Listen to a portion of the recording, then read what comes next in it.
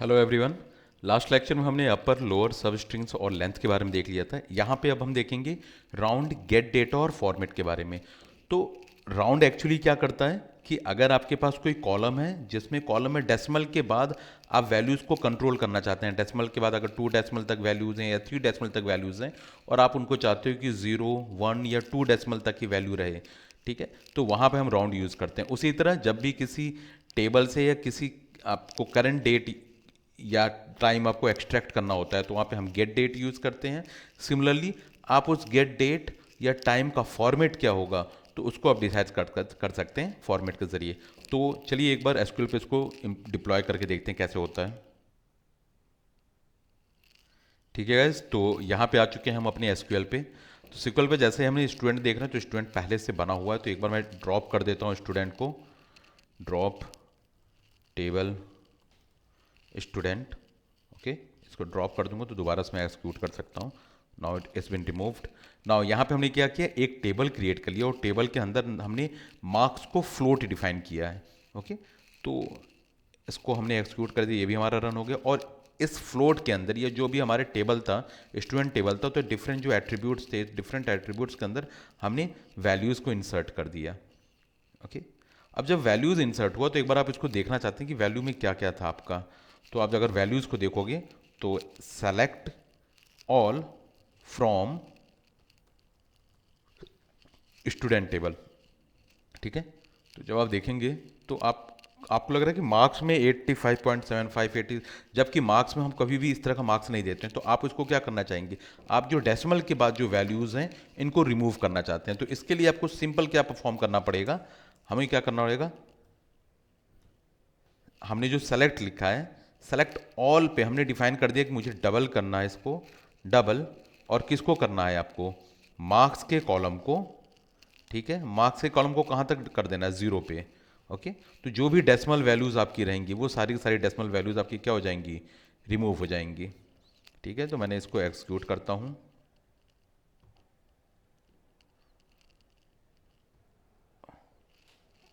ठीक है, मैं थोड़ी सी मुझसे गलती हो गई, एक बार जल्दी से।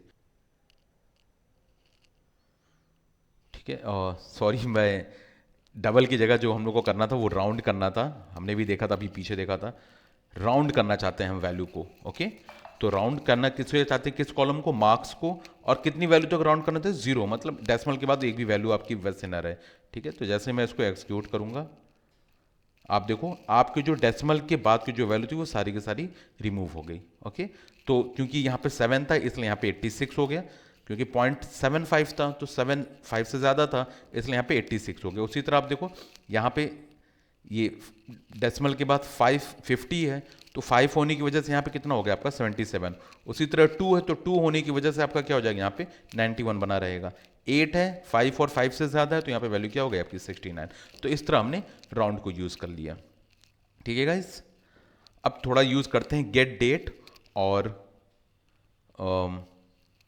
फॉर्मेट को। ओके गाइस, तो गेट डेट को कैसे यूज़ करना है, हमने एक टेबल क्रिएट किया।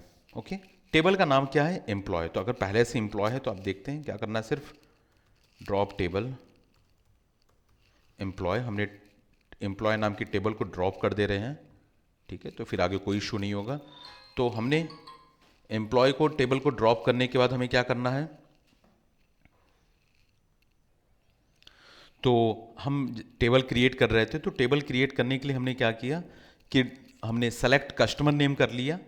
ठीक है, सॉरी सॉरी सॉरी, ये थोड़ा सा नीचे, हाँ, यहाँ पे हमने टेबल क्रिएट करने के लिए हमने एम्प्लॉय यूज़ कर लिया और हमने बताया कि एम्प्लॉय आईडी जो कि इंटीजर होगी, एम्प्लॉय वैर कैर की वैल्यू 50 रख दी। और यहाँ पे ज्वाइनिंग डेट, ज्वाइनिंग डेट को जो आपने, ये सबसे इंपॉर्टेंट यही पॉइंट है, ज्वाइनिंग डेट को आपने क्या डिफाइन कर दिया, डेट टाइम करके। ठीक है, तो क्या होता है कि आपके पास दो ऑप्शन होता है, या तो डेट टाइम की वैल्यू मैं यूज़र से ले सकता हूँ, या जिस समय यूज़र एंट्री कर रहा है उस समय वो डेट टाइम की वैल्यू आ जाए, या उसको मैं डिफ़ॉल्ट भी एंट्री कर सकता हूं कि यूज़र बस उसको एंट्री ही ना करेगा, ऑटोमेटिकली जब कॉलम को डिस्प्ले करेगा तो वहां पे वो वैल्यू डिस्प्ले हो जाएगी। ठीक है, तो मैं पहले आपको एक सिंपल बताता हूं।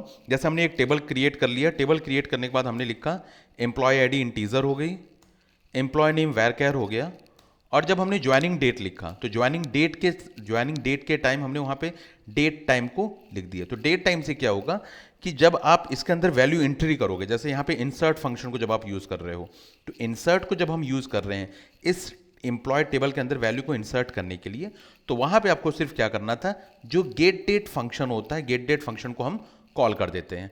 ठीक है, तो एक बार मैं एग्जीक्यूट करके आपको दिखा दे रहा हूँ। ठीक है, ये मेरा एग्जीक्यूट हो गया और मैंने इसके अंदर वैल्यू को इंसर्ट कर दी। ओके, मैंने इसके अंदर वैल्यूज को इंसर्ट कर दी। जैसे ही वैल्यू इंसर्ट की, तो जब आप इसको शो करोगे, ठीक है, तो select star from employ table, तो जैसे ही जब हम इसको डिस्प्ले करेंगे तो आप देखेंगे कि ऑटोमेटिकली उस कॉलम पे वैल्यू आपकी ऑटोमेटिकली इंसर्ट हो गई। ठीक है, तो यहाँ पे हमने क्या किया था कि हमने कोई डिफॉल्ट नहीं दिया था। हमने कहा कि जब भाई मैं वैल्यू को इंसर्ट करूंगा तो उस समय गेट डेट फंक्शन को कॉल कर लूंगा। लेकिन बार बार आपको क्यों करने की ज़रूरत है, जब आपको मालूम है कि कोई अगर यूज़र है अपनी वैल्यू को इंसर्ट कर रहा है, तो जैसे ही वो सिर्फ अपनी वैल्यू को इंसर्ट करे और ऑटोमेटिकली जो नेक्स्ट कॉलम होगा उसमें गेट डेट ऑटोमेटिकली आ जाना चाहिए। तो ऑटोमेटिकली जो शब्द बोल रहे हैं यहाँ पे हम यूज़ करते हैं डिफ़ॉल्ट। ओके, तो आप ये देख सकते हो, ये आपका दूसरा एक एग्जाम्पल है। तो यहाँ पे आपने एक एम्प्लॉय 1 नाम का एक टेबल क्रिएट कर लिया, या एम्प्लॉय अंडरस्कोर 2 करके आपने एक टेबल क्रिएट कर लिया, और यहाँ पे आपने वैल्यू इंसर्ट कर दी एम्प्लॉय आईडी। यहाँ पे आपने उसका एम्प्लॉय नेम का एक एट्रीब्यूट बना लिया और एक ज्वाइनिंग डेट का बना लिया।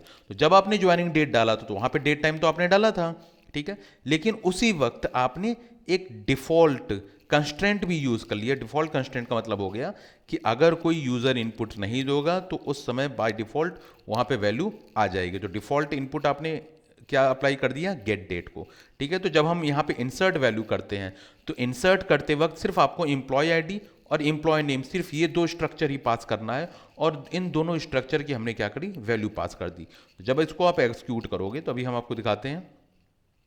आपने इस टेबल को जब क्रिएट किया, ये हमारी टेबल क्रिएट हो गई और हमने इसके अंदर ये वैल्यू को इंसर्ट कर दिया। ठीक है, तो आपने जैसे ही वैल्यू इंसर्ट करी वो हो गया, और उसके बाद फिर मैंने शो कर लिया एम्प्लॉय अंडरस्कोर 2 टेबल को। तो जैसे ही आप इसको शो करोगे, डिस्प्ले करोगे, रिट्रीव करोगे इन्फॉर्मेशन को, तो यू विल फाइंड, रुक जाइए कहीं थोड़ी सी गलती हो गई है, एम्प्लॉय, रुकिए सॉरी, कंट्रोल एक्स, यहाँ पे वैल्यू हमने इंसर्ट कर दी है। ओ हो, देखिए गलत हो गया, यहाँ एम्प्लॉय 2 के अंदर वैल्यू को इंसर्ट करना था, तो ये एम्प्लॉय 2 हो गया, इसके अंदर हमने वैल्यू को इंसर्ट कर दिया, रो अफेक्टेड, और यहाँ पे हमने इसको डिस्प्ले करा दिया, रिट्रीव कर लिया मैंने उस इन्फॉर्मेशन को।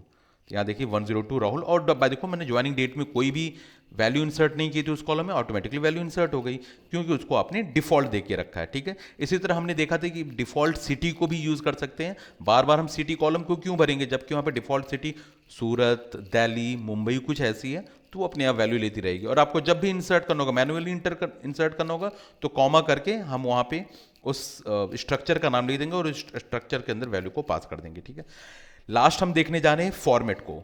फॉर्मेट जनरली क्यों यूज होता है, जब चाहते हैं कि अगर हमारा कोई गेट डेटा से हम अपनी इंफॉर्मेशन को रिट्रीव कर रहे हैं, तो हम चाहते हैं कि वो एक पर्टिकुलर फॉर्मेट में आए। हो सकता है वो टाइम को डिस्प्ले करे, या सिर्फ हो सकता है वो डेट को डिस्प्ले करे। ठीक है, तो वहां पे हम यूज करते हैं अपना कमांड फॉर्मेट, या फॉर्मेट को यूज कर लेते हैं। ठीक है, तो जैसे अगर हम देखें, आपने सेलेक्ट कर लिया, क्योंकि सेलेक्ट हमने इसलिए क्योंकि मैं डिस्प्ले करना चाहता हूं। डिस्प्ले में आप क्या करना चाहते हो, फॉर्मेट करना चाहता हूं गेट डेट को, तो आपने फॉर्मेट को कॉल कर लिया, फॉर्मेट के अंदर गेट डेट फंक्शन को कॉल कर लिया, और फॉर्मेट आपने डिफाइन कर दिया कि आवर्स, मिनट और सेकंड में वो आपका दे दे। अब ये आपने करंट टाइम क्यों लिखा, करंट टाइम इसलिए लिखा कि जो ऊपर, जो यहाँ पे हेडर में जो इन्फॉर्मेशन आएगी वो करंट टाइम लिख के आ जाएगी। ठीक है, तो जैसे ही मैं इसको एक्सिक्यूट करूंगा, you can see that current time आपका आ गया। करंट टाइम इसलिए आया क्योंकि आपने यहाँ पे फॉर्मेट डिसाइड किया, भाई मुझे डेट नहीं चाहिए था, सिर्फ टाइम चाहिए, तो गेट डेट से आपने टाइम फॉर्मेट को डिस्प्ले कर दिया। सिमिलरली अगर सिर्फ आपको डेट चाहिए, आपको टाइम नहीं चाहिए, तो आपने दूसरे को एक्सिक्यूट कर लिया और यहाँ पे लिख के आ जाएगा आपका डेट। ठीक है, तो जनरली ये फॉर्मेट भी और ये जो आपका गेट डेट है, जनरली हम जब कभी भी कोई फॉर्म बनाते हैं तो फॉर्म के अंदर देखते हो कि यूज़र ने जिस वक्त अपनी वैल्यूज़ को इनपुट किया था, सबमिट किया था, तो उस स्टैम्प को एक्सट्रैक्ट करने के लिए वहाँ पे हम गेट डेट को यूज़ कर लेते हैं। ठीक है guys, so this is this is for, this is last for all. अब हम नेक्स्ट में कुछ ग्रुप बाई यूज़ करेंगे। ग्रुप बाई काफ़ी यूज़ होता है और आप देखेंगे कहाँ कहाँ डिफरेंट उसका एप्लीकेशंस है। ठीक है गाइज, तो तब से आप लोग इस चीज़ को एक बार रिवाइज कर लेना, because revision is one of the most important thing. Thank you, take care.